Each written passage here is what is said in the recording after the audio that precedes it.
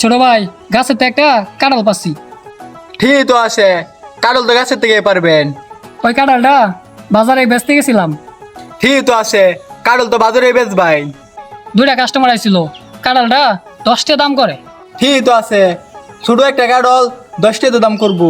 10 টাকা দাম হই না, দুইজনটা একটা গালি দিছি। ঠিক তো আছে, গালি দিতেন না, এটা কি 10 টাকার মাল? এই 2টা লোক পুলিশ আসিল, গালি ওনার পর আমার দইরা থানাত লয়ে গেছে। ঠিক তো আছে, পুলিশে গালি দিবেন, থানা তুলে দিত না। থানাত নেওয়ার পর আমার অনেক মাইর দিছে। ঠিক তো আছে, থানা তোর পর তো আপনারা মারবই, নাকি জামালা দর করবো। মারার পর আমার সাইরা দিছে, আমি বাড়িতে আয় বসছি। ঠিক তো আছে, সাইডে তো দিব, আপনি কি সারা জীবন থানা থাকবো, বাড়িতে আইতেন না। থানাতে সারার পর আমি সোজা বাড়িতে আয় বসছি।